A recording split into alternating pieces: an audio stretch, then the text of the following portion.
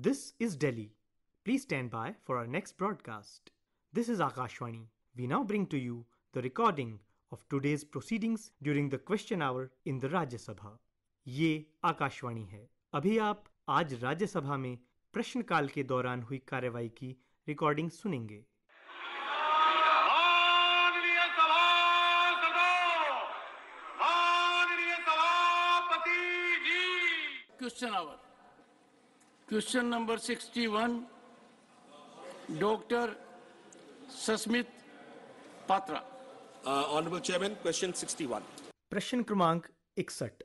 क्या कृषि एवं किसान कल्याण मंत्री यह बताने की कृपा करेंगे कि क पीएम किसान योजना के तहत लाभार्थियों की राज्यवार संख्या कितनी है? ख ओडिशा में पीएम किसान योजना के तहत लाभार्थियों की जिलेवार संख्या कितनी है? ग क्या सरकार इस योजना के तहत लाभ प्राप्त करने के लिए खेतीहर मजदूरों को भी शामिल करने की योजना बना रही है? और घ इस योजना में सभी पात्र किसानों का एकीकरण सुनिश्चित करने के लिए सरकार ने क्या पहल की है? Honorable Minister. कैलाश चौधरी, कृषि एवं किसान कल्याण राज्य मंत्री। माननीय सभापति जी, उत्तर सभा पटल पर रख दीजिए। First supplementary, Dr. Sasmit Patra. माननीय अध्यक्ष महोदय, पहले मैं माननीय मंत्री जी का धन्यवाद करना चाहता हूं कि उन्होंने बहुत स्पष्ट उत्तर रखा है। मेरा पहला सप्लीमेंट्री फसल बीमा योजना को लेके है, क्योंकि ये रिलेटेड है किसानों से। मैं उड़ीसा के संदर्भ में ये सवाल रख रहा हूं। उड़ीसा के किसान, विशेषकर कोस्टल उड़ीसा, वेस्टर्न उड़ीसा और दक्षिण उड़ीसा में ज्यादातर पैडी ग्रो करते हैं, धान ग्रो करते हैं और कई बार विपत्तियों के कारण, नेचुरल कैलामिटीज के कारण उनके फसलों की हानि होती है। फसल बीमा योजना के तहत कई बार ऐसा होता है कि जो फसल बीमा की राशि है उसको मिलने में विलंब होने से किसानों को जो क्षति पहुंचती है, क्रॉप लॉस होता है, उसकी भरपाई करने में उनको दिक्कत आती है। और विशेषकर उड़ीसा में कई किसान हैं जो इससे प्रभावित हुए हैं। मैं माननीय मंत्री जी से जानना चाहता हूं कि इस परेशानी को दूर करने के लिए केंद्र सरकार क्या कदम उठा रही है? माननीय मंत्री। माननीय सभापति जी, मुझे बताते हुए प्रसन्नता हो रही है कि प्रधानमंत्री नरेंद्र मोदी जी ने नई फसल बीमा नीति जो लागू की, उसके बाद में किसानों को एक कवच के रूप में उनको सहायता मिलती है। क्योंकि कई बार हम देखते हैं कि आपदा आती है और उस समय किसानों को कोई सहारा नहीं होता। उस समय में आज एक उम्मीद है कि किसानों को फसल बीमा मिले और निश्चित रूप से इसको लेकर भारत सरकार के द्वारा उड़ीसा से लेकर पूरे देश के अंदर सभी किसानों को जो उनका नुकसान हुआ उनको भरपाई मिले, इसके लिए सरकार ने नई फसल बीमा नीति भी बनाई और उसके साथ में हमने उसमें कई सुधार भी किए, जिसके अंदर कि उनको एक पात्र किसान को वो क्लेम मिले। इसके लिए एक तो हमने 3 साल के लिए उसके टेंडर प्रक्रिया भी कर दी, पहले 1 साल की होती थी, और उसके बाद में उसमें नई तकनीक का भी उपयोग हो जिससे कि किसी भी पात्र किसान को वो फसल का क्लेम मिले। इसके लिए एक तो हमने ऐड ऑन योजना जो ऐप बनाया है और उस ऐप के माध्यम से किसान के पास डायरेक्ट, किसान के पास में जाकर वो मित्र है वो जाते हैं और वहाँ जाकर उसका क्लेम बीमा करवाते हैं। और उसके अंदर भी लगभग 1,25,00,000 हेक्टेयर एरिया कवर किया है और लगभग 2.25 लाख किसानों के पास में वो सीधे हम पहुँचे हैं। ये पहली बार आप देख रहे होंगे।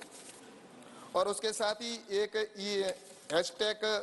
#YesTech ऐप भी तैयार किया है और उसके साथ ही डिजी क्लेम मॉड्यूल भी तैयार किया गया है ताकि किसानों को क्लेम सही मिल सके डिजी क्लेम में। और उसके साथ ही विंड्स के द्वारा जो किया जा रहा है और विंड्स के एक स्कीम प्रारंभ की गई है जिसमें स्वचालित मौसम स्टेशन बनाए गए और उसमें मौसम स्टेशन है वो लगभग 1,60,000 जो रेन गेज प्रस्तावित किए हैं गाँवों के अंदर ही। और इसके साथ ही लगभग 2500 ऑटोमेटिक वेदर स्टेशन भी बनाए। तो ये सारे जो बने अभी तक, ये सभी इसीलिए बनाए गए कि ताकि किसान को क्लेम जो है वो वास्तव में मिले, उसकी किसानों के पास जाकर और किसानों का पूरा जो क्लेम हुआ इसको लेकर सरकार की ओर से लगातार प्रयास किए जा रहे हैं कि पात्र किसान है उसको मिले। और निश्चित रूप से मुझे ये बताना है माननीय सदस्य को कि आगे भी इसके अंदर जो सुधार हो रहे हैं काफ़ी सुधार किए और आगे भी इसमें जैसा संभावना होगी वैसे तकनीक का प्रयोग करके सुधार किया जाएगा। Second supplementary doctor Sasmit Patra. Honourable chairman sir, मैं माननीय मंत्री जी का धन्यवाद करता हूं पहले सवाल के लिए। मेरा दूसरा सवाल नेचुरल डिजास्टर्स, विपत्तियों से संबंधित है और किसानों से संबंधित है। उड़ीसा मान्यवर पिछले 100 सालों में लगभग 99 साइक्लोन्स उड़ीसा को हिट कर चुकी है। अभी हाल ही में मियोंग साइक्लोन आई थी चेन्नई और साउथ को हिट करते हुए। जब ऐसी नेशनल डिजास्टर्स आती है, ऐसी विपत्तियां आती हैं, तो किसानों के कमर टूट जाते हैं, क्योंकि कई कई साल लग जाते हैं उस विपत्ति से उभरने के लिए। विशेषकर उड़ीसा के संदर्भ में अगर आप देखें तो नेचुरल डिजास्टर्स में, चाहे वो फाइलिन कह लीजिए, हुडहुड कह लीजिए, तितली कह लीजिए, कई ऐसी साइक्लोन्स आती हैं जिससे कि किसानों की भरपाई में या उनकी परेशानियों को लाघव करने में समय लगता है। तो विशेषकर जो तटीय क्षेत्र है, जैसे उड़ीसा है, दूसरे राज्य है, उन किसानों के विकास के लिए और कैसे वो उभर सकते हैं और उनकी ओवरऑल जो लॉसेज होते हैं, कॉम्पेंसेशन होते हैं, वो SDRF NDRF से होता है, मगर उसके अलावा कृषि मंत्रालय कैसे उनको मदद कर सकती है उनके ओवरऑल विकास में और कैसे ये परेशानियों से वो उभर सके। Thank you. Honourable minister. माननीय सभापति जी, जैसा माननीय सदस्य ने इसका समाधान के लिए SDRF NDRF फंड का जिक्र किया है, इसके अतिरिक्त भी स्टेट का विषय है कृषि, और स्टेट के अंदर RKVY योजना जो हमारी है, उस योजना के माध्यम से स्टेट अगर कोई उसको लेकर अगर कार्य करना चाहता है तो वो उसके जो नॉर्म्स के अनुसार जो है उसमें कर सकता है। और निश्चित रूप से भारत सरकार किसानों की ऐसी समस्याओं को लेकर निश्चित रूप से, जैसा कि किसान की अगर स्कीम भी है, जैसे बजट का भी हमने प्रावधान किया, बढ़ाया है। लगभग 2013 से आज दिन तक जो अभी बजट में प्रावधान है, 2013 में कृषि का जो बजट था वो लगभग 23,000 करोड़ था।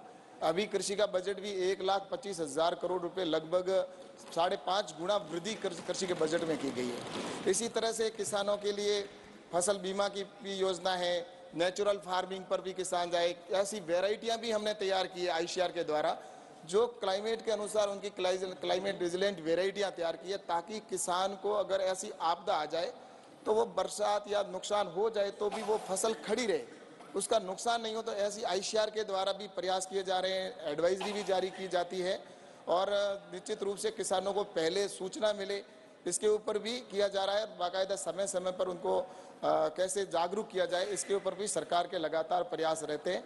और निश्चित रूप से उड़ीसा भी इस जो आपने कहा है, तो उड़ीसा के ऊपर भी यही सेम पूरे जो देश में किया जा रहा है वैसा इसमें भी किया जा रहा है।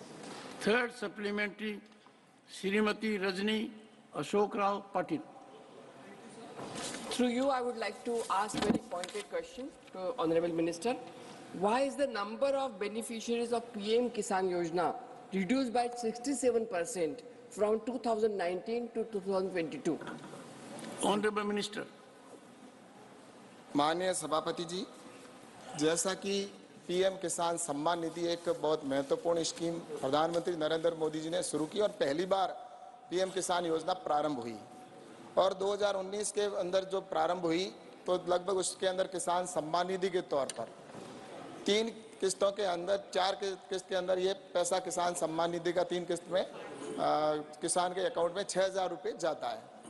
और इसमें जैसा कि माननीय सदस्य ने स्पेसिफिक प्रश्न पूछा है कि इसमें सदस्यों की कम होना, मुझे लगता है कि इसके अंदर जो PM किसान सम्मान निधि No, है, Honorable Minister, Honorable Member is specific that there has been reduction of 60% in the beneficiary list. Respond to that. जी मैं माननीय सभापति जी मैं उसी का उत्तर दे रहा हूं कि ये PM किसान सम्मान निधि की जो प्रारंभ में जो सदस्य थे वो पूरे जो सदस्य राज्य सरकार की ओर से जो डेटा आए थे वो पूरे आए और उसमें उस समय किसान सम्मान निधि का पैसा उनको रिलीज हुआ। लेकिन उसके बाद में जैसा कि जो अपात्र किसान थे उनको भी पैसा वो मिल गया। उसके बाद में हमने आधार से लिंक किया, उस आधार लिंक की वजह से कुछ नाम कम हुए और उसके बाद में हमने उसको eKYC के माध्यम से जोड़ा ताकि फेस ऑथेंटिकेशन से भी उनका किया गया। तो उसके बाद में जो पात्र किसान हैं उनकी संख्या है वो आज लगभग जैसा कि 8.12 करोड़ किसान हैं जो पात्र। और इसमें हम लगातार राज्य सरकारों से ये संपर्क में हैं कि जो पात्र किसान पीछे रह गए हैं और उनको अगर ऐसे कोई पात्र किसान हैं और वो वास्तव में वंचित है तो ई-केवाईसी के माध्यम से आधार लिंक करके वो नाम तुरंत भारत सरकार को भिजवाए, ताकि हमारे जितने भी किसान हैं जो ऐसे वंचित रहे उन किसानों को हम किसान सम्मान निधि का पैसा दे सके। तो मेरा आपसे आपके माध्यम से यही कहना है। माननीय मंत्री जी, माननीय सदस्य ने पूछा है कि पहले लाभार्थियों की संख्या ज्यादा थी और माननीय सदस्य ने कहा है कि ये संख्या में गिरावट 67% की आई है। उस पर माननीय सदस्य को आप निमंत्रित कीजिए और उनसे इस विषय पर चर्चा कीजिए। इन्होंने स्पष्ट रूप से कहा है कि इस योजना के लाभार्थियों की संख्या 2019 से 60% गिरी है। माननीय सभापति जी, इसमें 60% की गिरावट नहीं आई है। 11 करोड़ किसानों तक गया था, अभी 8.8 करोड़ और 12 लाख किसानों को मिल रहा है, तो परसेंटेज इतना नहीं है। लेकिन the honorable minister will invite you to his chamber and then you can come back to the house. Okay, sir. मैं अमन Yes. होगा। हमको कैसा मालूम? मैंने तो सोचा था कि आज मल्लिकार्जुन खड़गे जी कहेंगे कि सभापति जी आपने मंत्री जी से सदस्य के अधिकारों के लिए पूरा काम किया है। नहीं, आपने ऐसा नहीं कहा। नहीं, देखिए साहब, अब कह दो सर। मेरी विनती है कि वो दोनों जाकर एक दूसरे का समाधान निकालने के बजाय तो पूरे सदन को मालूम होना चाहिए कि ये 5 साल में क्यों ये बेनिफिशरीज की संख्या कम हो गई, उसका कारण क्या है, ये पूछ रहे। तो ये तो आपके पास आंकड़े होना चाहिए। माननीय मंत्री जी ने आंकड़े दिए हैं, ऐसा नहीं है। और what is alarming from her question is decline of 67%, which prima facie does not appear to be acceptable. Therefore, to find a way out, और उसमें आपका लंबा सार्वजनिक राजनीतिक संसदीय जीवन मेरे सामने है कि इस मामलों का हल निकालने का रास्ता होना चाहिए। तो वो माननीय सदस्य को आमंत्रित करेंगे and then she will come back to the house. Your chairman will find a method to keep the house in loop. आखिर मैं कृषक पुत्र हूं सर, किसान का हित तो मेरे दिल में है। मुझे तो बहुत अच्छा लगा कि माननीय सदस्य रजनी अशोकराव पाटिल के दिल में भी किसान के लिए इतनी हमदर्दी है, और मंत्री जी के दिल में कितनी है ये मैंने जमीनी हकीकत पर देखी है। तो नियत सबकी साफ है। We'll move ahead.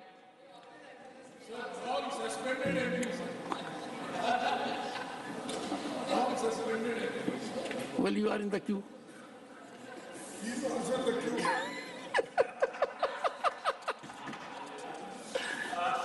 Shrimati Ramila बहन बेचार भाई 12। माननीय अध्यक्ष श्री, मोदी सरकार सदैव किसानों के लिए काम करती है और माननीय अध्यक्ष श्री, सरकार श्री ने किसानों के डिजिटल सहायक के लिए किसान ई मित्र विकसित किया है। माननीय अध्यक्ष श्री, आपके माध्यम से माननीय मंत्री से जानना चाहती हूँ, ये किसान ई मित्र जो विकसित किया है वो किसानों को कैसे मदद करता है और आज तक ऐसे किसानों की ओर से कितनी समस्याएं मिली और वो समस्याओं कैसे प्रकार की थी? धन्यवाद। माननीय मंत्री जी। सभापति जी, जैसा कि माननीय सदस्य ने पूछा है कि टेक्नोलॉजी के ऊपर और ई मित्र के माध्यम से जिस तरह से काम किया जा रहा है सरकार के द्वारा, इनको किसानों को कैसे अधिक से अधिक से जोड़ा जाए। तो जैसा कि इसको हमने, जैसा कि किसानों की जो भी अगर उसको किसान सम्मान निधि मिले और उसकी समस्या है तो उसके समाधान के लिए हमने पोर्टल विकसित किया एक, और उस पोर्टल के माध्यम से वो किसान अपने कस्टम हायरिंग सेंटर के CSC के ऊपर जाकर भी वो उसके साथ अपने आप वहाँ जाकर भी अपने नाम को जुड़वा सकता है। और उसके साथ ही अगर उसकी समस्या है तो उसके लिए वो उसके अंदर ई-केवाईसी के माध्यम से एक किसान 100 किसानों को भी जोड़ सकता है। अधिकारी को भी ये पावर दिया कि वो 500 किसानों को उसके साथ जोड़ सकता है और लगभग इससे 20 लाख किसानों को ई-केवाईसी का लाभ डायरेक्ट इनसे जोड़ा गया है। और मैं इसमें ये भी बताऊं कि अभी तक जो इन्होंने कहा कि किसान ई मित्र, इसको हमने 5 भाषाओं के अंदर बनाया है, जिसमें 5 भाषा के अंदर वो अगर डैशबोर्ड के ऊपर या मोबाइल पे लिखते जाएंगे तो उनको तुरंत उसके ऊपर जवाब मिलता भी जाएगा। और ऐसे लगभग हमने फोन कॉल्स है वो लगभग 1,55,000 फोन कॉल्स हुए, जिसमें आवाज पर सीधा है लगभग उसमें भी 2 करोड़ से 24 करोड़ से अधिक बार इस पर बातचीत हुई है। तो मुझे ये लगता है कि इसके ऊपर लगातार इस पर प्रयास जारी है और नई नई टेक्नोलॉजी से किसान को ज़्यादा से ज़्यादा किसान सम्मान निधि का लाभ मिले, इसके लिए लगातार प्रयास किए जा रहे हैं। और मुझे लगता है कि उससे किसानों की इससे समस्या का समाधान भी लगातार हो रहा है। श्री जयंत चौधरी। धन्यवाद सभापति जी। अभी मंत्री जी ने रजनी जी के सवाल के जवाब में ये बात स्वीकारी कि जैसे ई-केवाईसी का उन्होंने नॉर्म और आधार को सबमिट करने का नॉर्म इस योजना में लाए हैं तो लाभार्थियों की संख्या घट गई है, यानी जो पात्रदार पहले नहीं होने चाहिए थे उनको रखा गया था। तो मेरा सुझाव है कि जो आगे से योजनाएं बने, पहले जो लाभार्थी हैं उनको सुनिश्चित कर लिया जाए, उसके बाद ऐसी योजना बनाई जाए। मैं सवाल आपके माध्यम से पूछना चाहता हूं, 5 साल इस योजना को लागू किए अब होने वाले हैं। 5 साल में किसान के खर्चे, किसान की लागत, कृषि में पूंजी निवेश की आवश्यकताएं कई गुना बढ़ चुकी हैं। कई राज्यों में भारतीय जनता पार्टी की सरकार अब हाल में जहां बनी है वहां भी इनके मैनिफेस्टो में भी लिखा गया था कि 6,000 रुपए को सप्लीमेंट किया जाएगा राज्य के संसाधनों के द्वारा। तो क्या केंद्र सरकार इस पर विचार करेगी कि 5 साल बाद अब 6,000 रुपए को बढ़ाया जाए? धन्यवाद। माननीय मंत्री जी। सभापति जी, सबसे पहले तो मैं आपको ये बताना चाहूँगा कि प्रधानमंत्री नरेंद्र मोदी जी ने ये किसान सम्मान निधि योजना पहली बार लागू की और किसानों को डायरेक्ट बेनिफिट के तौर पर 6,000 रुपये किसान को डीबीटी के माध्यम से मिलता है, बिना किसी बिचौलिए के मिल रहा है। और मुझे इसमें यह कहना है कि इससे किसानों को निश्चित रूप से पिछले जो किसानों की इनकम में भी इसका इजाफा हुआ है और किसान इस योजना का लाभ लेकर जैसा कि 4 महीने बाद में उसको इंतजार रहता है कि हमारे 2,000 रुपये किसान के पास आएंगे, तो उससे वो अपनी जो भी आवश्यकता की वस्तु होती है किसान के लिए, चाहे उसको बीज की आवश्यकता है या उसको कोई भी इक्विपमेंट की आवश्यकता है, तो तुरंत उसको इसका लाभ मिलता है। तो मुझे इसमें यही कहना है कि इसमें कई राज्यों ने ऐसे हैं जिन्होंने राज्यों ने अपनी ओर से भी किसान सम्मान निधि के साथ में एड ऑन करके जोड़ा गया है और निश्चित रूप से मैं कह सकता हूँ ये किसानों के लिए बहुत ही महत्वपूर्ण योजना है और किसान इसका बेनिफिट ले रहे हैं। Question number 62 Shri Ramnath Thakur. प्रश्न संख्या 62। प्रश्न क्रमांक 62। क्या रेल मंत्री यह बताने की कृपा करेंगे कि क कोविड पश्चात अवधि के दौरान पूर्व मध्य रेलवे के अंतर्गत कितनी रेलवे स्टेशनों पर कतिपय रेलगाड़ियों के ठहराव को समाप्त कर दिया गया था और ऐसी रेलगाड़ियों की संख्या कितनी है, तत्संबंधी ब्यौरा क्या है? ख कोविड पूर्व अवधि के दौरान पूर्व मध्य रेलवे के अंतर्गत कर्पूरी ग्राम रेलवे स्टेशन पर रुकने वाली रेलगाड़ियों की संख्या कितनी थी? ग वर्तमान में कर्पूरी ग्राम रेलवे स्टेशन पर रुकने वाली रेलगाड़ियों की संख्या कितनी है? घ इस स्टेशन पर ऐसी रेलगाड़ियों के ठहराव को फिर से शुरू करने के संबंध में सरकार की क्या नीति है और रेलगाड़ियों का ठहराव समाप्त होने से यात्रियों को होने वाले लाभों और असुविधा का ब्यौरा क्या है? ऑनरेबल मिनिस्टर अश्विनी वैष्णव, रेल मंत्री। First supplementary Shri Ramnath Thakur. सभापति महोदय, आपके माध्यम से माननीय रेल मंत्री जी से जानना चाहता हूं, 2020 के पहले, कोरोना के पहले जो ट्रेन कर्पूरी ग्राम में, सोनपुर प्रमंडल के कर्पूरी ग्राम में जो रुकती थी, मिथिला एक्सप्रेस, बाघ एक्सप्रेस, जननायक एक्सप्रेस, टाटा छपरा एक्सप्रेस, वो क्यों नहीं 2022 के बाद रुक रही है? माननीय मंत्री जी। सभापति महोदय, ये जो विषय है ट्रेन्स के हॉल्ट का, ये विषय बहुत ही महत्वपूर्ण विषय है और थोड़ा टेक्निकल विषय है। इसमें कोई कॉमर्शियल या कोई दूसरा कंसिडरेशन नहीं है। इसको थोड़ा समझने की भी अगर आप अनुमति दे तो 2-3 मिनट लेके थोड़ा विस्तार में बताऊं। माननीय सभापति महोदय, बेसिकली हमें ये रेलवे और हाईवे के बीच में जो बेसिक डिफरेंस है वो समझने की ज़रूरत है। हाईवे में अगर बाय चांस कहीं पर भी कोई रिपेयर मेंटेनेंस का काम आता है तो गाड़ियां जो होती है, चाहे ट्रक हो या कार हो या कोई भी गाड़ी हो, वो आराम से डाइवर्ट होके जा सकती है जो पैच जहाँ पे रिपेयर करना है। ट्रेन में क्या होता है, रेलवे की पटरी स्टील की बनी हुई है जो, उसमें अगर रेगुलरली उसमें जो मेंटेनेंस करनी पड़ती है, उस मेंटेनेंस की जगह मान लो कोई 12 किलोमीटर का एक सेक्शन है जिसमें ट्रेन की पटरी को रिप्लेस करना है, तो ऐसा तो संभव नहीं है कि ट्रेन जो पीछे से आ रही है वो नीचे जाए, पटरी से उतरे और वापस पटरी पे चढ़ जाए उस 12 किलोमीटर पैच के बाद में। ऐसा तो संभव नहीं है। ट्रेन तो नीचे उतर के वापस डाइवर्ट होकर ऊपर नहीं आ सकती।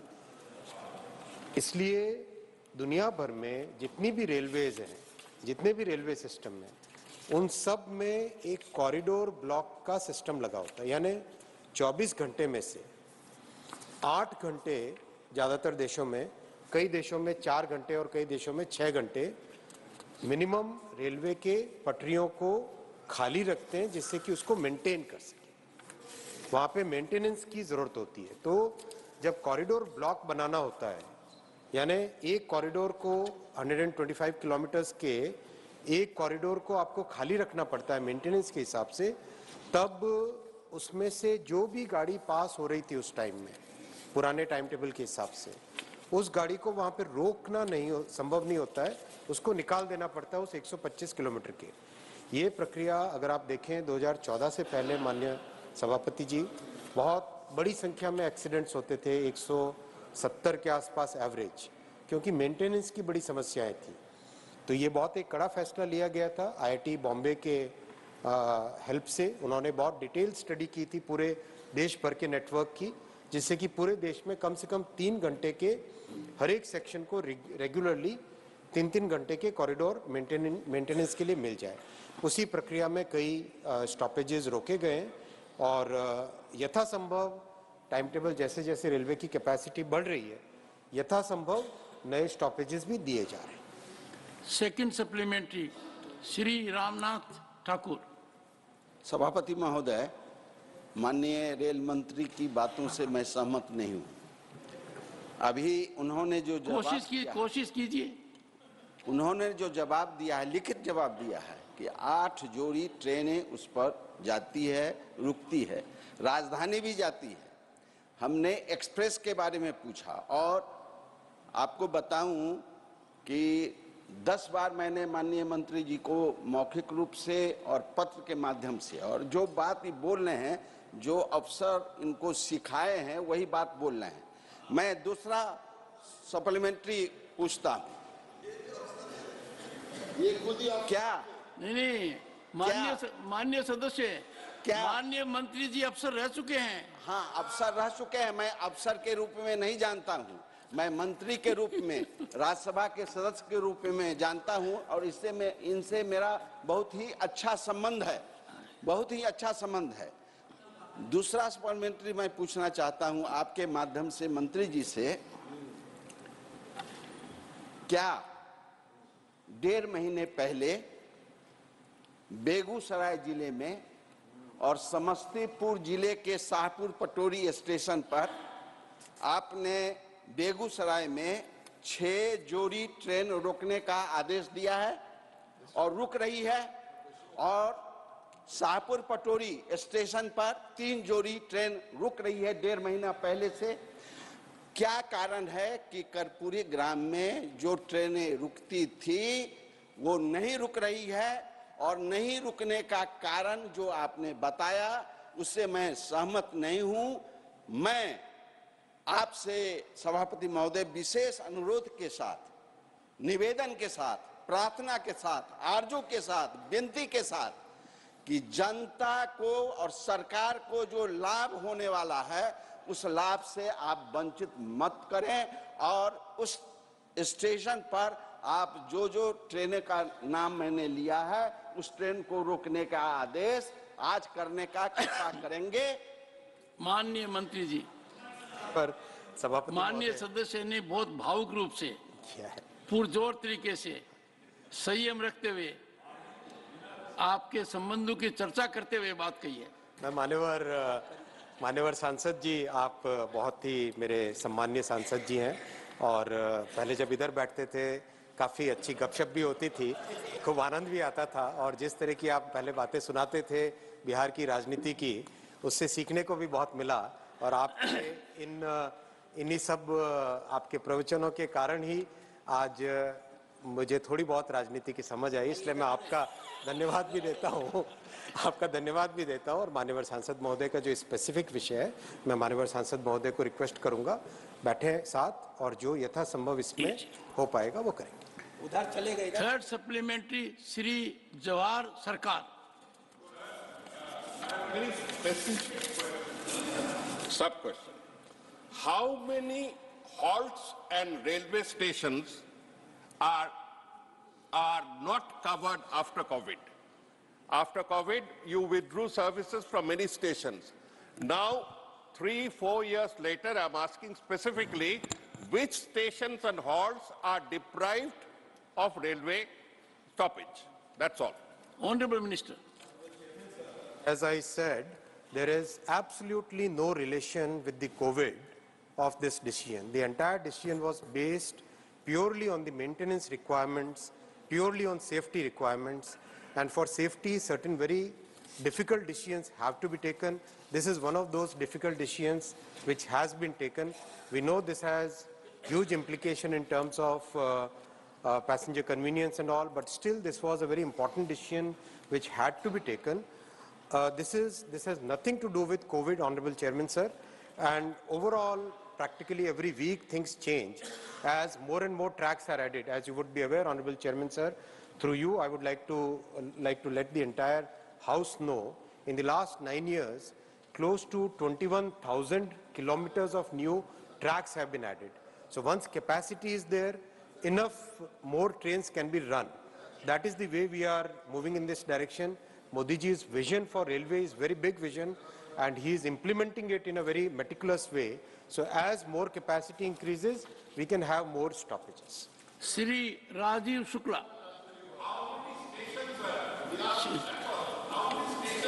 श्री राजीव शुक्ला। धन्यवाद चेयरमैन साहब। ये सर बहुत बड़ी समस्या है, आपने देखा हो। कौन सी? कोई ट्रेन शुरू होती है, पहले तय होता है कि ए स्टेशन से जेड स्टेशन तक जाएगी, कहीं नहीं रुकेगी, सुपरफास्ट है, ये है वो है। बाद में धीरे धीरे उसके हाल्ट स्टेशन बढ़ते जाते हैं। अल्टीमेटली वो जो है 20 स्टेशन उसके बीच के रास्ते हो जाते हैं और ट्रेन बेकार हो जाती है। किसी जमाने की तूफान मेल आपको याद है कि आज सबसे ज़्यादा खड़खड़िया गाड़ी हो गई है। इसी तरह सुपरफास्ट ट्रेन के साथ भी हो रहा कि पॉलिटिकल प्रेशर में या किस प्रेशर में उनके स्टेशन के जो स्टॉपेज हैं बढ़ते चले जाते हैं, हाल्ट स्टेशन। मेरा मंत्री से निवेदन है, क्यों ना इस पर एक आप नीति बनाए, एक प्रोविजन बनाए, उस आधार पर सिर्फ ये तय हो।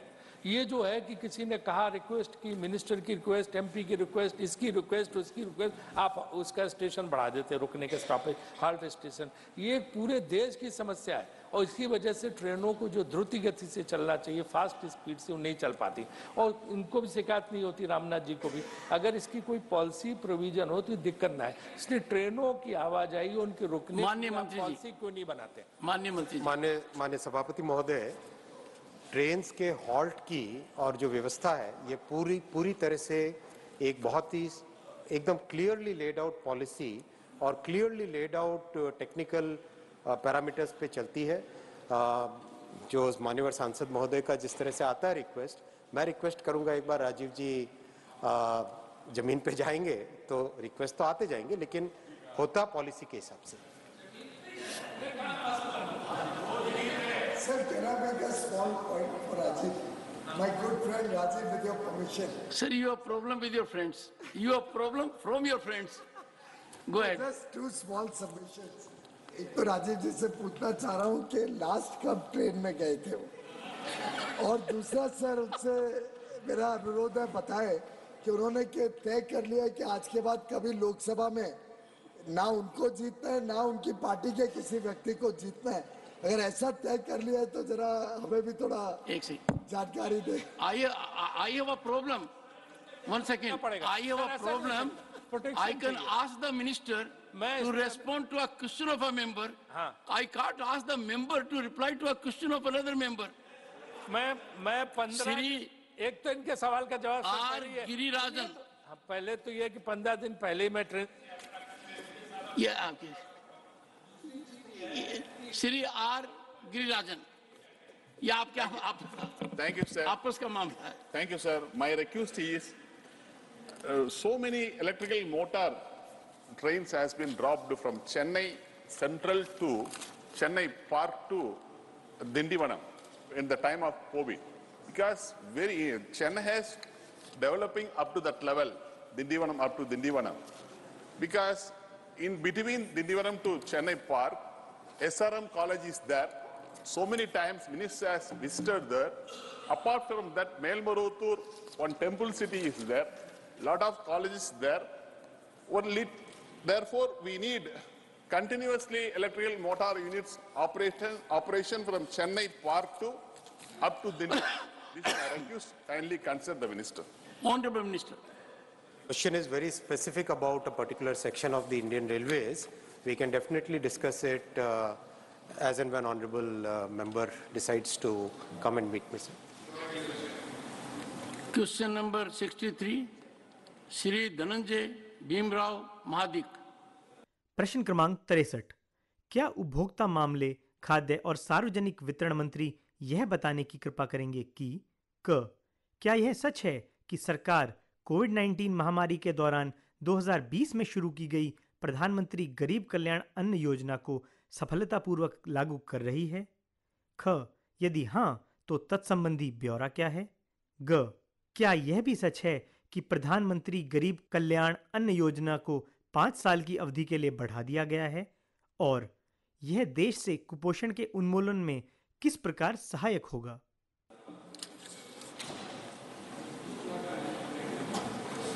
Honorable Minister. पीयूष गोयल, उपभोक्ता मामले, खाद्य और सार्वजनिक वितरण मंत्री। रखो।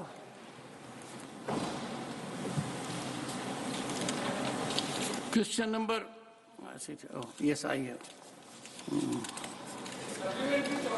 Yes, आगे. I got them. I got a flood of them suddenly. The honorable member was not present. Shri Saket Gokhale, supplementary on question number 63. Sir, first of all, I would like to express gratitude to you because we saw you today protecting a member and actually asking a question to the minister. So I would like to express my heartfelt gratitude to you for the way you protected the member. So through you, my question to the honorable minister is, a lot of states, especially during COVID-19 and even after that, have rejected dal and other grains that have come under the PMGKMY Yojana. So through you, I would like to ask the minister that what were the reasons for states rejecting food grains that have come under this Yojana, and what steps have been taken to ensure that high quality of food is now being supplied to different states under this scheme, sir? Thank you. Honorable Minister. Chairman, sir, I don't think there has been any incident of rejection of dal because we don't supply dal under PMGKY. No, there is no such incident that is reported to us that states have rejected the food grains. In fact, most states, they are themselves procuring the food grains and distributing it in their states. I think the honorable member may kindly place some specific incident where there is a rejection of dal or whatever food grain is claiming to have been rejected. If at all there is any misdemeanor at the fair price shop level, Certainly the state government should investigate that, but no incident of FCI sending any material which has got rejected is currently available with us. If he gives us some specific details, we can respond to it. If there is an instance with the honorable member, he'll share with the leader of the house.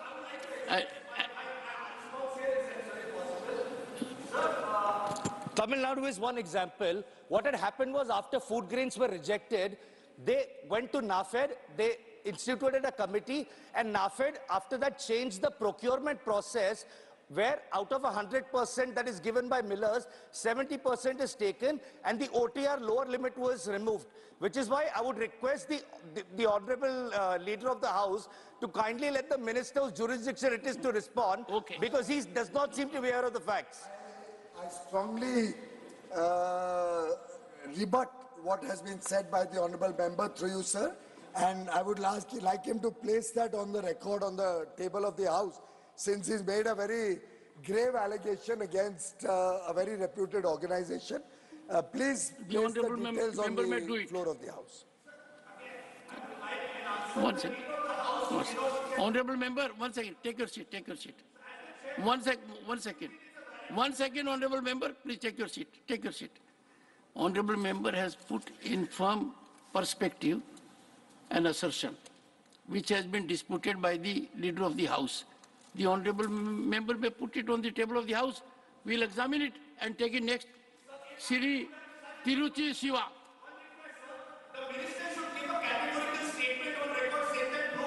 I take note of both. And every document which I call upon to be put on the table of the house is seriously examined. Sri Tiruchi Siva. Thank you, Chairman, sir. Sir, keeping in view of the welfare of the beneficiaries of PMGK, the Government of India decided to continue to provide food grants to 81.35 crore beneficiaries with an outlay of 11.8 lakh crores, sir. Very much appreciable. And the whole subsidy is borne by the Government of India. My simple question is, why after all this, in the global hunger index, India ranks 111th out of the 125 countries? Thank you. Chairman, sir, while this is not directly related to the question, but I'm happy to share with the honorable member that the Global Hunger Index has not at all spoken about hunger being the cause of any death or there being any people who are hungry in India. In fact, I have in writing from all the states, including the state of Tamil Nadu, that there is no starvation death in their state, thanks to the sufficient availability of food grains in the country. Our Annadatas really need to be complimented, and you are a Kisan Putra yourself, for the fantastic increase in production in the last 9-10 years. We are one of the few countries in the world where production has gone up significantly. And thanks to the 81.35 crore poor and lower middle class people who get free food grains. The hunger index takes into account certain factors which have been wholly rejected by the government of India. They have certain ways of calculating stunting and malnutrition which have been rejected by the government of India, rejected by India, because those pertain to Western standards and not to India. Well, all I can say with confidence, and I'm sure the House will agree, our hunger index for power is perhaps highest in the world. Am I right? Yes, it is there.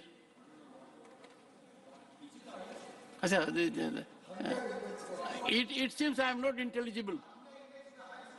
Yes. Dr. Fozia Khan, last supplementary on this question.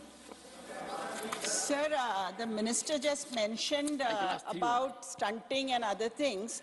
So I would like to ask him, 200 million malnourished people are there in India, which involve factors like poverty, lack of proper nutrients in their food, access to clean water, poor sanitation, etc., sir.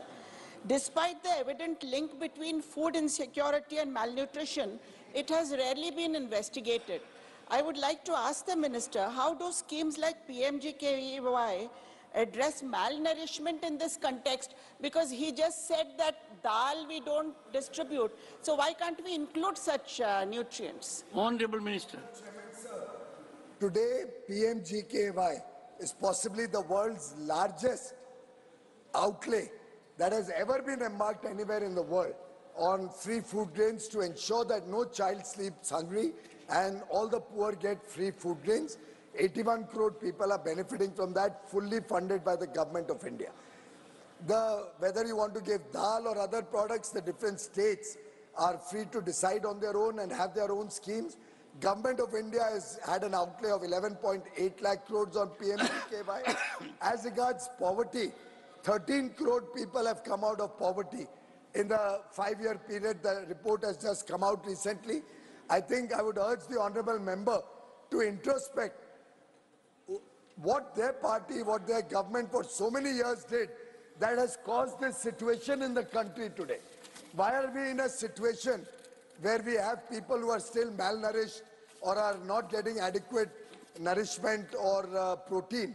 Is something that a government of which she and her party leaders were a part for over 55 years have to introspect that what did they do for all these years that the country has come to this state of affairs, and how in a short period of 9 years the country has transformed itself so that across the country nowhere there is shortage of food grain, nowhere are people dying of hunger. In any case, the malnutrition statistics are based on parameters which have been rejected by the government because they do not apply to the people of India, to the demographic profile of the people of India. Question number 64, Shri Harbhajan Singh. प्रश्न क्रमांक 64। क्या कृषि एवं किसान कल्याण मंत्री यह बताने की कृपा करेंगे कि क्या सरकार किसानों को इलेक्ट्रिक ट्रैक्टरों की खरीद के लिए कोई प्रोत्साहन प्रदान कर रही है अथवा प्रदान करने पर विचार कर रही है? यदि हां, तो तत्संबंधी ब्यौरा क्या है? विगत 3 वर्षों के दौरान भारत में, विशेषकर पंजाब में, कृषि उत्पादों की निवेश लागत को कम करने और उनके बाजार मूल्य में वृद्धि करने के लिए यदि कोई कदम उठाए गए हों तो उनका ब्यौरा क्या है और तत्संबंधी ब्यौरा क्या है? Honorable members, on every question I get number of supplementary requests, but I, as per practice, can handle only 3. Therefore, and I take them as far as possible serially, but if they all happen from a same political party, I slightly deviate to make it little more representative. Thank you. Shri Harbhajan Singh, Honorable Minister. Kailash Chaudhary, कृषि एवं किसान कल्याण राज्य मंत्री। सभा पटल पर रख दिया गया। Dr. Ami Yaznik, first. Sir, I want to ask a question to the minister that given the situation and the state of electrification in rural areas, which is still a challenge far off rural areas, what steps are being taken by the ministry to see that the farmers at that far end get an uninterrupted power supply so that they can come out with their products and their produce? So where is the question of, where is the data where they can say that there is rural electrification to the farmers? Because the question involves electric tractors. So I had to first ask this question in order to know that So electric tractors will come later. If What is your question? Yes, so where is the uninterrupted power that is required by the farmers? Honorable Minister. माननीय सभापति महोदय, जैसा कि माननीय सदस्य ने विद्युत की और किसान से बात की है, किसान से संबंधित, विद्युत वैसे कृषि राज्य का विषय होता है, लेकिन भारत सरकार की ओर से किसानों को नई से नई टेक्नोलॉजी मिले, चाहे वो सोलर ऊर्जा के माध्यम से हो या बैटरी के सिस्टम से हो, इसके लिए लगातार प्रयास किए जा रहे हैं। जैसा कि मैं स्पेसिफिक इस क्वेश्चन के अंदर भी कहा गया ट्रैक्टर के विषय पर कि बैटरी से ट्रैक्टर चले या उसको कब परमिशन का विषय है, तो मुझे इसमें ये जरूर कहना है कि हमारी सरकार का ये विशेष ध्यान केंद्रित किया जा रहा है कि किसानों को नई से नई तकनीकी भी मिले और इलेक्ट्रिक से भी उनको कम उपयोग के साथ हम उसको किसान को सुविधा दे सके। मुझे इसमें आपसे ये बताना है कि जैसा कि किसानों को जिस तरह से आज एक ड्रोन नमो ड्रोन दीदी योजना प्रारंभ की हमारी, जिसमें हमारी बहनों को भी उसमें ड्रोन टेक्नोलॉजी गांव के अंदर कैसे पहुंचे, और ड्रोन टेक्नोलॉजी के माध्यम से आज 15,000 हमारी बहनों को ड्रोन के साथ ड्रोन डेमोन्स्ट्रेशन करके वो अपने गांव के अंदर वहां पर करेगी। और ड्रोन के अंदर उनको सब्सिडी का भी 80% सब्सिडी का भी प्रावधान किया गया है, और लगभग हम इसमें 1261 करोड़ रुपए का भी इसमें प्रावधान किया गया है। तो कुल मिलाकर यह कि नई टेक्नोलॉजी भी मिले और गांव के अंदर हम उस सारी समस्याओं का समाधान कैसे करें, इसके ऊपर लगातार सरकार की ओर से किसानों को तकनीकी उपलब्ध करवाए, इसके ऊपर सरकार का प्रयास है।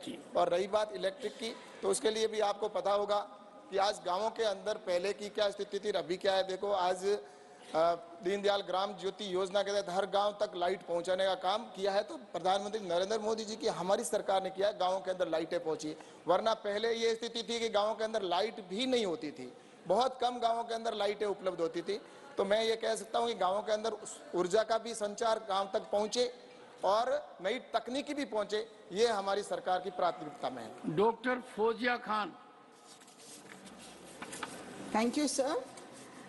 Sir, considering the challenges in electrifying farm vehicles in India, particularly the issues with charging infrastructure, with durability, with reliability, along with the diverse range of heavy-duty machinery used in agriculture, especially for family farms in developing regions, and given the major farm vehicle manufacturers cater to global markets, making international developments impactful on product offerings, sir, has the ministry developed a strategy to promote the holistic development of electrification initiatives for tractors in the country, sir? Honorable Minister. माननीय सभापति जी, हम पहले कभी दूसरे देशों के अंदर जाते थे तो वहाँ पर किसानों को अत्याधुनिक यंत्र देखने को मिलते थे, जैसा कि चाहे ड्रोन हो, चाहे दूसरे एपिशेडर है, रोटावेटर है, ये दूसरे देशों के अंदर जाते तब देखने को मिलते थे। लेकिन हमारी सरकार ने आने के बाद में ऐसे कई प्रयास किए, जिसके माध्यम से मैं कह सकता हूं कि जब 2014 से पहले 10 साल के अंदर जो लगभग उस समय इसके ऊपर जो एक खर्चा हुआ था वो 163 करोड़ रुपए खर्च हुआ था 10 साल में।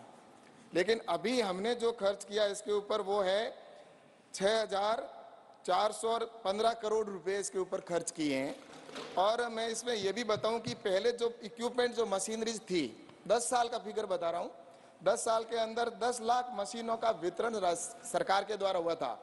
लेकिन हमने जो इन 10 सालों के अंदर 9 साल के अंदर जो वितरण किया है वो लगभग 35 लाख मशीनों का वितरण किया गया है, जो 4 गुना अधिक है उससे। और इसके साथ ही हमने custom hiring centre 23,472 custom hiring centre खोले हैं। इसी तरह से गांवों के अंदर हाईटेक हब स्थापित करने के लिए 405 हाईटेक हब स्थापित किए हैं। ऐसे ही फार्म मशीनरी बैंक भी 20,000 से अधिक हमने वहां पर गांवों के अंदर पहुंचाई है। और इसके लिए जैसा कि प्रदर्शन है, गांवों के अंदर डेमोन्स्ट्रेशन करके नए ट्रैक्टर है या नई दूसरी इक्विपमेंट है वो किसान के गांव तक पहुंचे, उनको अत्याधुनिक कैसे पहुंचे, इसके ऊपर लगातार प्रयास करके 70,000 से अधिक डेमोन्स्ट्रेशन भी किए। तो ये मैं कह सकता हूं कि निश्चित रूप से सरकार की ओर से नई तकनीकी गांवों के अंदर पहुंचे, नए इक्विपमेंट उपकरण किसानों तक पहुंचे, इसके लिए हमने बजट का भी प्रावधान किया है। और उसी का ये पार्ट है जो पहली बार देश के अंदर ड्रोन टेक्नोलॉजी को परमिशन भारत सरकार ने दी है। पहले देश के अंदर परमिशन ही नहीं थी, किसान ड्रोन से पेस्टिसाइड या फर्टिलाइजर का छिड़काव कर ही नहीं सकता था, इसकी अनुमति नहीं थी। मैं धन्यवाद देना चाहता हूं आदरणीय प्रधानमंत्री नरेंद्र मोदी जी को कि देश के अंदर ड्रोन की स्वीकृति हमारे देश के अंदर किसानों को दी, और आज वो ड्रोन का उपयोग किसान, देश के किसान है वो करेगा। जब कभी विदेश में जाता था तब ये देखने को मिलता था, अब हमारे हिंदुस्तान के अंदर भी इस टेक्नोलॉजी का उपयोग होगा। तो ये निश्चित रूप से बहुत ही सराहनीय कार्य किया जा रहा है सरकार के द्वारा। Shri Ghulam Ali. Thank you chairman sir. Jammu Kashmir भी इस हाउस से बहुत कुछ चाहता है शुक्रिया, आपने हमें सप्लीमेंट्री क्वेश्चन के लिए टाइम दिया। सभी जम्मू कश्मीर में पहले अमन नहीं था, अब माननीय नरेंद्र मोदी जी की रहनुमाई में वहां अमन आया है और अब अवाम के जो मसले हैं कैलेंडर के बजाय खेत के हैं। इस तरह के जम्मू और कश्मीर का जो रोड है वो अक्सर बंद रहता है, पर कश्मीर का जो सेब उगाने वाला है, जहाँ जो बाकी अनाज के, वैसे तो सरकार ने बहुत कुछ करा है, जीआई टैक्स दिए हैं, राजमा को दिया है, बासमती को दिया है, कश्मीर के केसर के उसको, और बहुत सारी पंप्स लगाए हैं। हम आपका प्रश्न, मेरा क्वेश्चन ये है कि जो फ्रूट जो हैं उनकी स्टोरेज के लिए, जहाँ कश्मीर में अनाज स्टोरेज के लिए कोई सरकार का ऐसा प्लान है कि स्टार्टअप स्टैंड अप के जरिए नौजवानों को वो बड़े बड़े गोदाम बनाएं स्टोरेज के लिए, डीप फ्रीजर बड़े बड़े, ऐसा कोई प्लान है जहाँ कुछ बनाए हैं? Thank you. माननीय मंत्री जी। माननीय सभापति जी, किसानों के जो भी समस्याएं, चाहे उसके स्टोरेज की समस्या है या उनके अन्य प्रकार की समस्या है, तो उनके लिए भारत सरकार ने स्टोरेज के लिए एग्रीकल्चर इंफ्रास्ट्रक्चर फंड का प्रावधान किया है। MIDH स्कीम के अंदर भी इसका प्रावधान है, जिसमें वो अगर गांव के अंदर कोल्ड स्टोरेज बनाना चाहता है या जहां भी वो बनाना चाहते हैं, तो उसके लिए ये प्रावधान है कि उसमें 2 करोड़ रुपए तक का अगर कोई किसान एग्रीकल्चर इंफ्रास्ट्रक्चर फंड से कोल्ड स्टोरेज, वेयर हाउस या सॉर्टिंग ग्रेडिंग की यूनिट भी अगर गांव में लगाना चाहता है, तो उसमें 2 करोड़ का प्रावधान है और उसमें 3% ब्याज की छूट का भी प्रावधान किया गया है, ताकि और उसमें बिना कोई कोलेटरल के उसको पैसा किसान को मिलता है, जिसमें कोई प्रकार का उसको डॉक्यूमेंट्स गिरवी नहीं रखना पड़ता। और इसके साथ ही उसके अंदर सब्सिडी का भी प्रावधान है। वो MIDS की स्कीम जो है जिसमें 40% की सब्सिडी है या 35% की जो सब्सिडी है, और उसके अंदर भी अगर उससे लेना चाहता है तो दोनों को क्लब भी किया गया है, उस स्कीम से सब्सिडी ले सकता है और एग्रीकल्चर इंफ्रास्ट्रक्चर फंड से वो उससे ऋण भी ले सकता है। तो ये दोनों को क्लब करके बनाएगा, जिसका पूरे देश के अंदर भी लाभ हो रहा है। और निश्चित रूप से जम्मू कश्मीर के अंदर भी ऐसे कई प्रोजेक्ट सैंक्शन किए हैं, जिसमें आपके केसर सैफरॉन का भी बड़ा एक पार्क वहां पर लगा है, और सेब के लिए भी ट्रांसपोर्टेशन का आपने जिक्र किया, तो हमने किसान रेल के माध्यम से भी इस पूरे देश के अंदर किसान रेलें भी चलाई ताकि हम उसको अधिक से अधिक लाभ दे सके। तो इसके लिए लगातार ये प्रयास किए जा रहे हैं। Question number 65, Shri Prabhakar Reddy, Vemi Reddy. प्रश्न क्रमांक 65, क्या कृषि एवं किसान कल्याण मंत्री यह बताने की कृपा करेंगे कि क सरकार कपास के घटते हुए उत्पादन, जो वर्ष 2013-14 में 566 किलोग्राम प्रति हेक्टेयर से घटकर वर्ष 2022-23 में 445 किलोग्राम प्रति हेक्टेयर हो गया है, को किस प्रकार देखती है? ख पिंक बॉलवर्म आंध्र प्रदेश सहित देश में कपास उत्पादन को किस सीमा तक प्रभावित कर रहा है? ग क्या यह सच है कि PBW केवल पहले दक्षिणी राज्यों में देखा जाता था, लेकिन अभी यह देश भर में फैल गया है और पैदावार को प्रभावित कर रहा है? और यदि हां, तो सरकार की केंद्रीय कीटनाशक बोर्ड और पंजीकरण समिति द्वारा इस खतरे से निपटने और यह सुनिश्चित करने के लिए क्या प्रयास किए गए हैं कि कपास का उत्पादन फिर से बढ़े? Honourable minister. कैलाश चौधरी, कृषि एवं किसान कल्याण राज्य मंत्री। उत्तर सभा पटल पर रख दिया गया है। अनिल प्रसाद हेगड़े।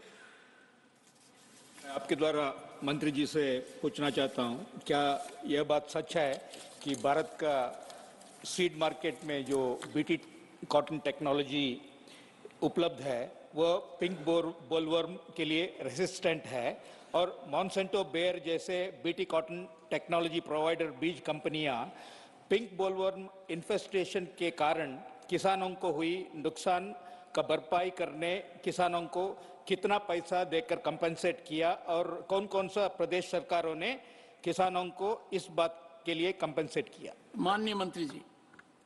माननीय सभापति जी, पिंक बॉलवर्म की जो बात माननीय सदस्य ने की है, इसके लिए हमने सबसे पहले तो ये प्रयास किया है कि उसके अंदर नई वैरायटियां भी हमने तैयार की है। आईसीआर लगातार इसमें प्रयास करके कई वैरायटियां भी तैयार की है। और उसके बाद में जो इन्होंने सवाल का जो प्रश्न पूछा है कि उसकी भविष्य में किस तरह से इसका समाधान भी हो, तो निश्चित रूप से मैं कह सकता हूं कि इस सारी समस्याओं का समाधान करने के लिए, क्योंकि ये पिंक बॉलवर में जिसकी वजह ये है कि लास्ट के अंदर जब बरसात हो, जुलाई के अंदर जब बरसात भी आती है उसी समय ये आता है। इसकी जो सेल्फ लाइफ है वो उसके अंदर रहती है लगभग 4 महीने, और ये 3-3.5 महीने रहती है और 4 महीने होती है। तो इसलिए इसकी समस्या ये सामने आती है, वो लास्ट में आती है। लेकिन इसके लिए हमने वैरायटियां हैं वो बिल्कुल आईसीआर की तरफ से लगातार प्रयास करके की जा रही तैयार। Shri V Vijay Sai Reddy. Sir, thank you very much, Chairman. Sir, this PB0 technology which is being tested in Kurnool, district of Andhra Pradesh, and which is tested to effectively kill pink bollworm, whether the government of India have got the plans to plan of action to provide, and if at all there are plans to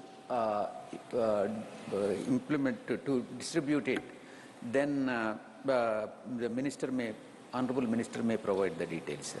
Honorable Minister.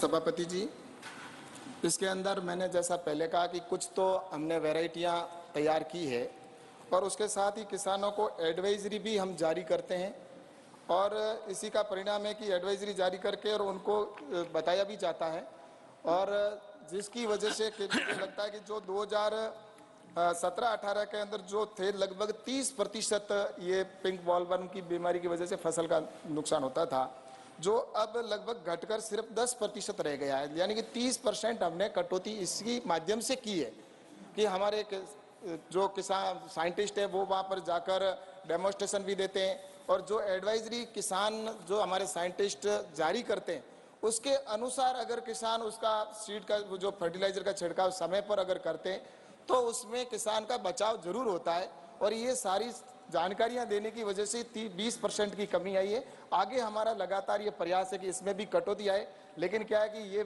कोई भी अगर पौधा है तो उसमें बीमारी तो स्वतः कहीं न कहीं से आती है, लेकिन हमारा यही प्रयास रहता है कि उसकी कैसे उसका समाधान हो। तो इसके लिए निश्चित रूप से वैरायटियां भी है, और जो इसका पेस्टिसाइड की है वो भी नई नई तरीके से लाके उनको समाधान करें, इसके ऊपर सरकार के लगातार कार्य चालू है। Question number 66 Shri Shakti Singh Gohil. प्रश्न क्रमांक 66। क्या रेल मंत्री यह बताने की कृपा करेंगे कि क गुजरात के बावला और धंधुका के बीच रेलवे क्रॉसिंग पर ऊपरी पुल का काम कब से चल रहा है? ख इस कार्य को पूर्ण करने की निर्धारित समयावधि क्या है? ग कार्य के पूर्ण होने में हो रहे विलंब के क्या कारण हैं और इस विलंब के लिए किसकी जिम्मेदारी निर्धारित की गई है तथा इस संबंध में क्या सुधारात्मक उपाय किए गए हैं? Not present. Honourable minister. Ashwini Vaishnaw, रेल मंत्री।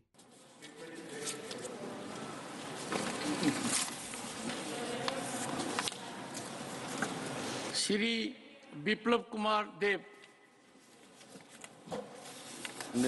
सभापति महोदय, मैं आपके माध्यम से माननीय मंत्री जी से सप्लीमेंट्री पूछना चाहता हूं।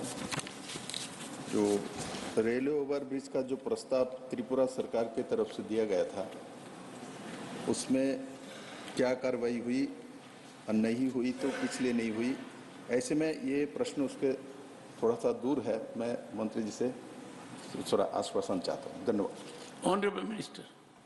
चेयरमैन सर, रेलवे के जो फ्लाईओवर्स और अंडरपासेस हैं उसमें जिस तरह से पिछले 9.5 वर्षों में काम हुआ है, वो काम एक हिस्टोरिक काम है। अगर हम 2004 से 2014 का पीरियड देखें तो 2004 से 2014 के बीच में कुल मिला के 4148 फ्लाईओवर और अंडरपासेस बने थे, और 2014 से 2023 का जो पीरियड है इसमें देखें तो 4000 पुराना जो था उसके कंपैरिजन में माननीय सभापति महोदय 10,867 यानी करीब 2.5 गुना ज्यादा फ्लाईओवर्स और अंडरपासेस बने। फ्लाईओवर्स और अंडरपासेस को बनाने के लिए कई तरह के रिफॉर्म्स भी किए गए, एक्स्ट्रा फंड सैंक्शन किए गए, करीब 80 के आसपास स्टैंडर्ड अलाइनमेंट्स बनाए गए, जिससे कि 1 लाइन हो, 2 लाइन हो, 3 लाइन हो, 4 लाइन हो, 90 डिग्री हो, 85 डिग्री हो, 70 डिग्री हो, हर तरह के अलाइनमेंट के लिए स्टैंडर्ड डिज़ाइंस और स्टैंडर्ड ड्राइंग्स बनी है, जिसके कारण आज प्रैक्टिकली बहुत ही कम टाइम में सारे अप्रूवल्स हो जाते हैं। और इसके अलावा जहाँ पर भी लेवल क्रॉसिंग गेट है और लेवल क्रॉसिंग गेट के बाहर भी जहाँ प्रैक्टिकल प्रॉब्लम्स हैं, उन सब प्रैक्टिकल प्रॉब्लम्स को लेते हुए भी रेलवे का जो प्रशासन है वो उसमें फैसले करते हैं। माननीय सांसद महोदय ने जो त्रिपुरा के विषय में प्रश्न रखा, मैं माननीय सांसद महोदय को रिक्वेस्ट करूंगा, इनवाइट करूंगा कि आके बैठें और जो स्पेसिफिक पॉइंट्स है उस पर डिस्कस करें। He has missed the bus.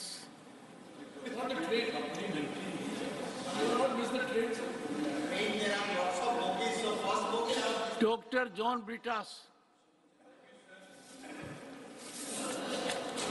Sir, though my question is not directly linked to the original question, since the Honorable Minister is very ebullient and erudite, and also since he spoke about the facilities being extended to the passengers, I would ask a specific question with your indulgence, sir, that since he is vocal about the facilities to the passengers, there are constraints and difficulties that are heaped on the passengers because of discontinuation of the concessions for the senior citizens, and since there is a premium Tatkal which has been brought in to fleece the passengers, since conversion of the sleeper and general compartments to AC, so will he review his stand?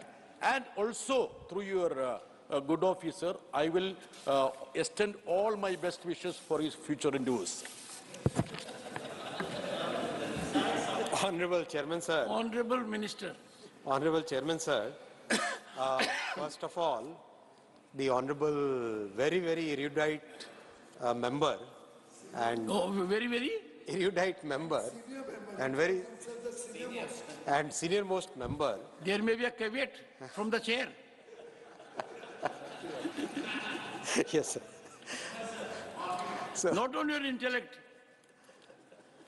on its direction only. Go ahead. So, honorable member could not ask a question. He has made some comments which are very misleading comments, and I fully respect all the points that he has made. If he has any specific questions which is related to the particular question right now being discussed, definitely he is most welcome to come and discuss any particular ROB or RUB, flyover or underpass in Kerala or his area, so that we can discuss and find a solution to it. Before that, he has missed the bus but not plane. Okay, 1 second. Sir, now this is the second instance. No, but he will not have enough time. Second instance in one day. 30 seconds. That a member shoots and scoots. This is the second instance. First I had the case of Dal. Now we have the case. So this, what will be the, I want a ruling, what will happen to a member who makes false allegations or just sensationalizes an issue to try and draw attention to which is something which is not factual. If found so, what action will be taken against such a member? But, Honorable Minister. Sir, Honorable Chairman, sir, this is a matter of great importance. This is matter of great importance. If any honorable member, in the garb of asking a question, is plainly making allegations which are baseless, absolutely false, have absolutely no direction, then what should be the treatment, what should be punishment to that particular honorable member? Let me tell you, Honorable Chairman. and let me take the House in confidence. 1 second. No. I look into all aspects. Honorable members. Yes. 1 second. Mr. Shakti Singh Goyal. Sir मेरा आज सिर्फ छोटा सा सवाल आपके जरिए यही है कि ये ब्रिज काफी लंबे अरसे से बन रहा है, उसकी टाइम लिमिट क्या थी और अभी तक खत्म नहीं किया है RNB department. Honourable minister, honourable minister. मैं सर, इस ब्रिज के अप्रोच रोड पे काम चल रहा है अभी, गर्डर इसका फैब्रिकेशन हो रहा है, इसका काम बहुत तेजी से चल रहा है और बहुत जल्दी ये कंप्लीट भी हो जाएगा। इसमें कुछ शुरू में दिक्कतें आई शक्ति थी। सिंह जी जानना चाहते हैं कि आप शक्ति का उपयोग कर गति शक्ति का उपयोग कर ये कब तक पूरा कर देंगे, ये जानना चाहते हैं। जल्दी से जल्दी कर देंगे, जल्दी से जल्दी कर।